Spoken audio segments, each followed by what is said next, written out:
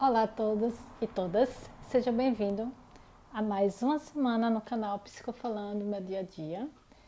O canal é feito para a gente conversar um pouquinho das coisas que acontecem no nosso dia a dia, parafraseando com algumas passagens da psicologia. Não vamos adentrar aqui em assuntos especificamente teóricos, mas o que a gente pode fazer deles para melhorar a nossa convivência e interrelações. Esse canal foi criado nesse momento de pandemia para poder ajudar algumas pessoas de forma mais lúdica. E continuando os arquétipos que a gente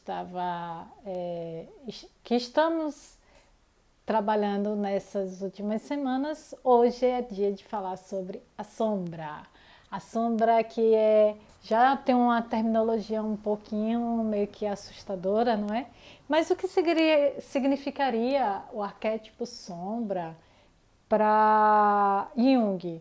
Então Jung ele vem demonstrar que a sombra é mais destrutiva, é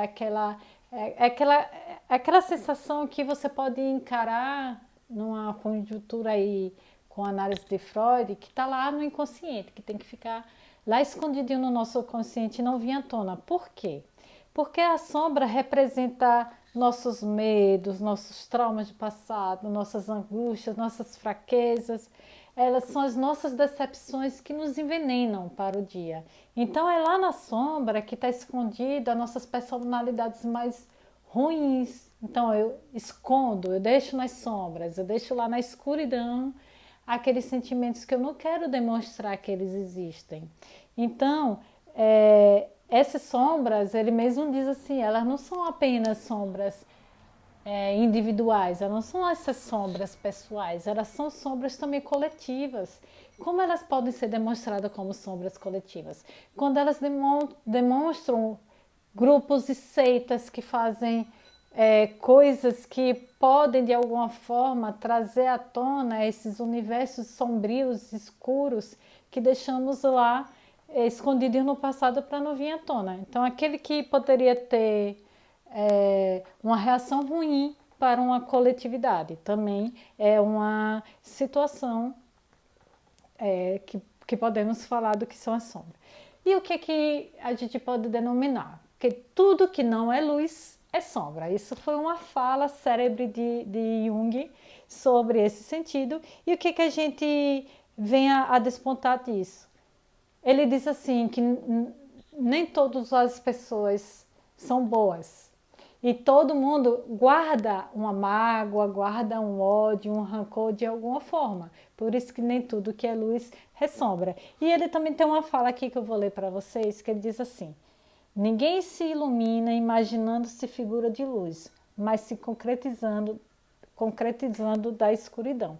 O que ele quer dizer aqui? Ele está dizendo assim que quando a gente deixa florescer esse lado sombrio que a gente vê quão real é essa situação que somos, quantas mágoas e mazelas carregamos.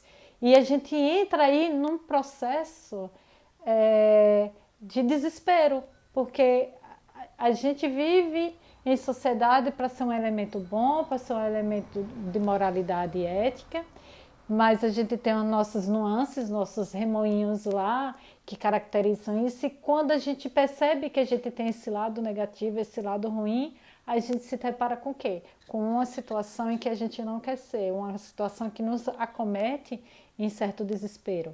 Aí você pode fazer a seguinte pergunta: e como enfrentar essa nossa própria sombra? Ela sempre tem um lado ruim?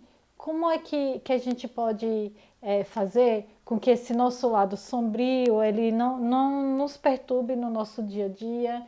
Como é que a gente pode controlar essa situação?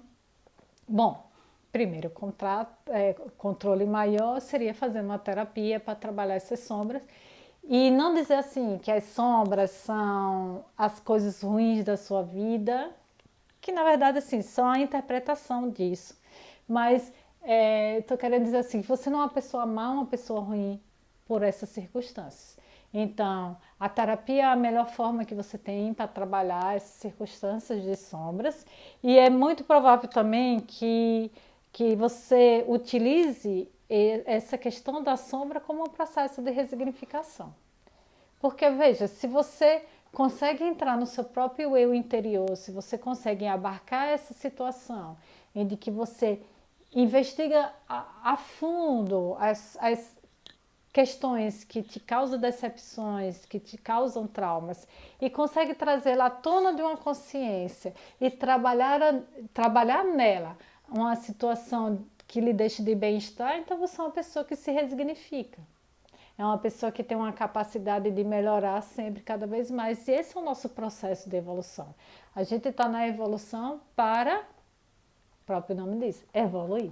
A gente está aqui para crescer, aprender. Então, esse é um processo de resignificação. E quando a gente não faz isso, o que é que pode acometer? Quando a gente entra em contato com essas nossas sombras, o que é que pode acontecer com o sujeito?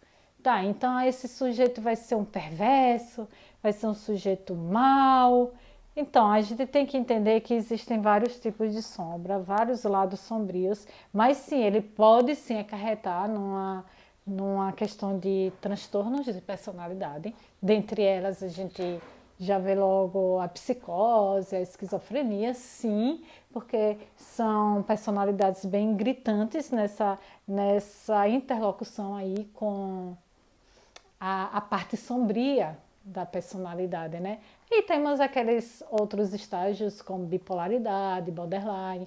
Então, são situações, são percepções de personalidade em que você pode resgatar esse lado sombrio e caracterizar ele de uma forma que venha maltratar até o próprio indivíduo. Porque quando a gente escuta os delírios de lá da